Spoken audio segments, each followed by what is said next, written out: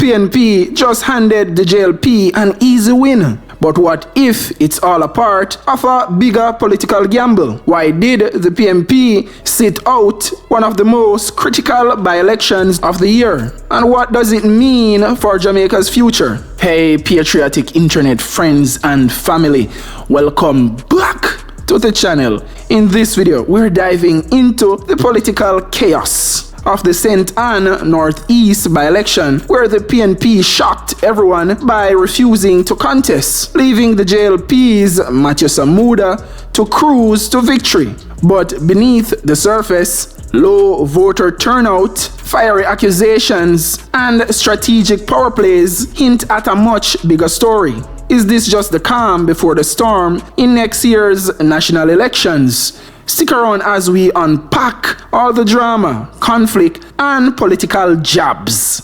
Welcome all patriotic Jamaicans. The movement continues. Make we get into it now. Let's kick it off.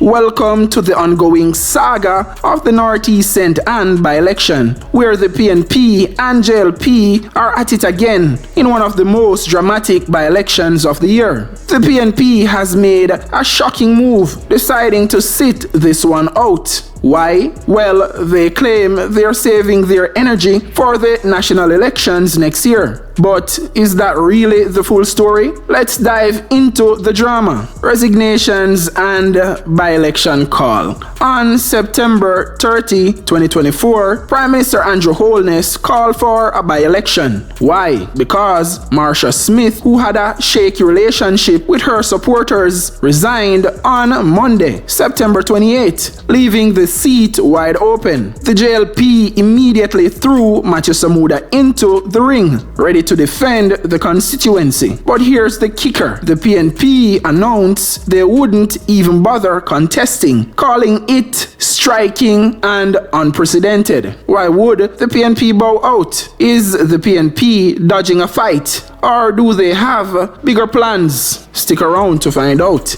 The battle unfolds. Contenders take their places. With the PNP out of the picture, this became more of a race against independent candidates. David 5 Pound Anderson, a former PNP member now running as an independent, joined the fray along with Chase Neal from the United Independent Congress, UIC.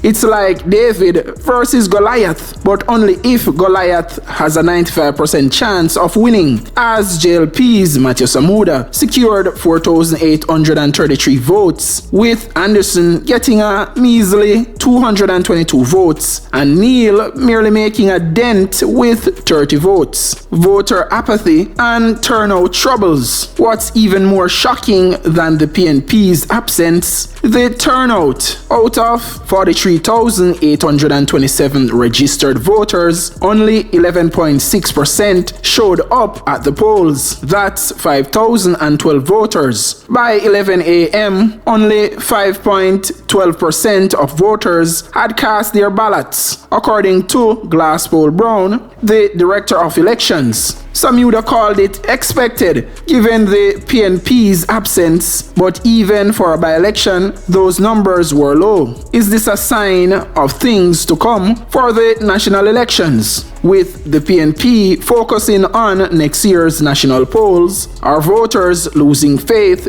in the system altogether? Obviously. The fallout and political jabs. Victory for Samuda, but at what cost? With 95% of the vote, Samuda is expected to be sworn in as the next member of parliament for Northeast St. Ann. But the low turnout raises some serious questions about voter engagement and representation. Former PNP leader Peter Phillips didn't hold back during the PNP's 86th annual conference, calling by-elections nothing more than a sideshow and slamming Holness for being selective about where by-elections are held. Ouch. Political posturing and national implications. The PNP's decision not to contest was seen by some as strategic. but by others, it seemed like the party was throwing in the towel. Phillips wasn't done roasting the JLP either, accusing Holness of disrespecting the people by neglecting constituencies like South Trelawney and Morant Bay. The by-election might have been a victory for Samuda, but the PNP is gearing up for a much bigger battle. Is the PNP's strategy a genius move or a risky gamble? As the national elections loom, will the PNP's wait-and-see approach pay off, or will it backfire spectacularly? Here's a summary of the key takeaways. PNP's absence. The PNP choose not to contest the St. Ann Northeast by-election, focusing instead on next year's national polls. Matthew Samuda's win.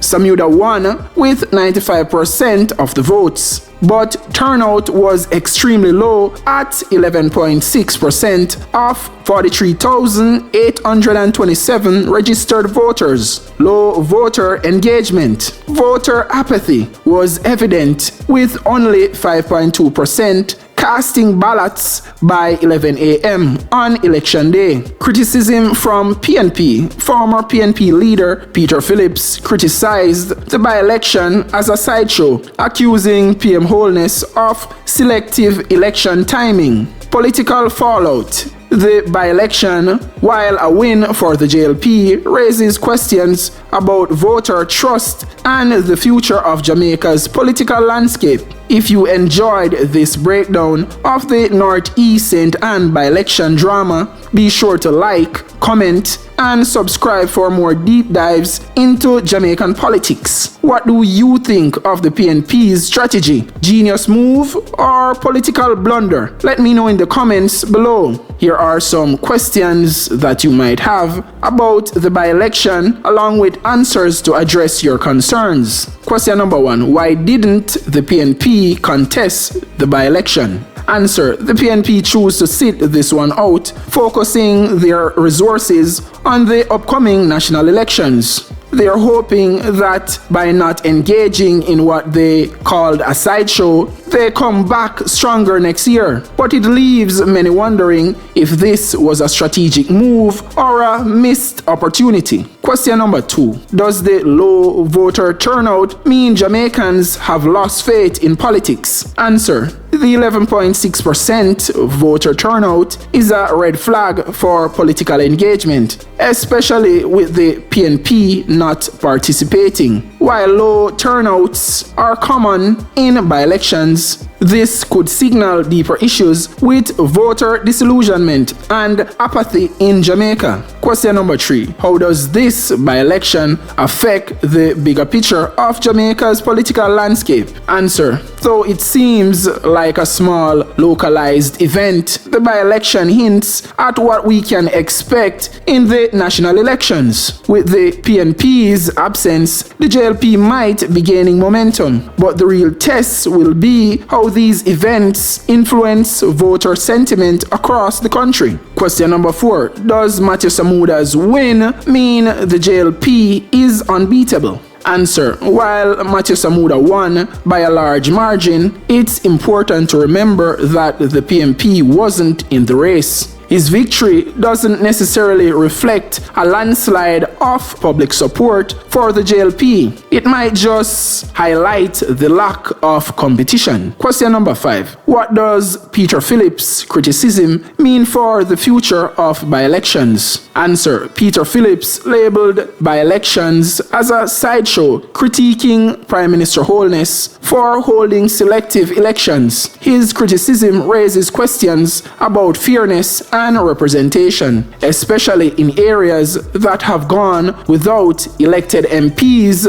for extended periods. As we wait the next episode, remember to subscribe for more updates on this riveting drama and keep those comments coming. What do you think? Let us know below. Don't forget to like, share, and hit that notification bell. The JLP wins big, but is this by-election just a political sideshow? Is this the beginning of the end for the PNP? What the by-election revealed? Why did the PNP really boycott this crucial by-election?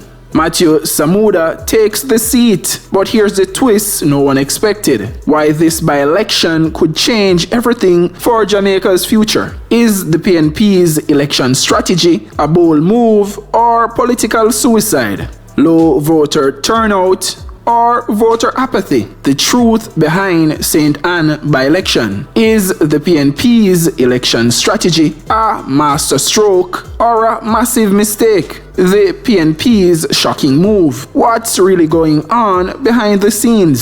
Why did the PNP give up on the St. Ann by-election? The shocking truth. Can the JLP's Matthew Samuda hold the seat without PNP opposition? Is Jamaican politics losing the people? The surprising results of the by-election. Did the PNP just hand the JLP an easy victory? Is the PNP dodging a fight or playing the long game? Find out. Remember, in the general elections, only a third of Jamaica's population participated. 2/3 of the total population did not participate. Do the math. So 2/3 out of 3 million people never participated. Do the math. So it means your leaders are illegitimate leaders because they don't have the support of the majority of the population of the country. Yes, illegitimate leaders. Yes, illegitimate leaders.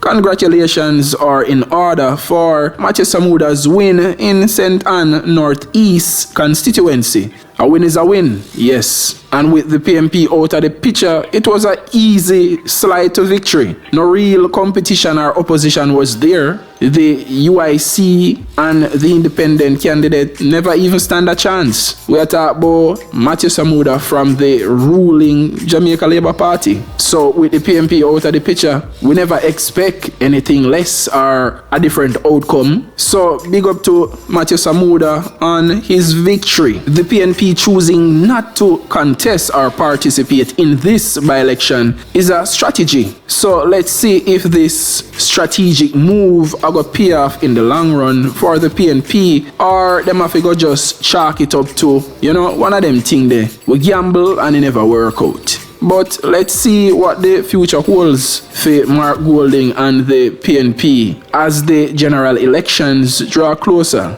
Don't forget to like, share, and hit that notification bell. See you in the next one. One love, Jamaica.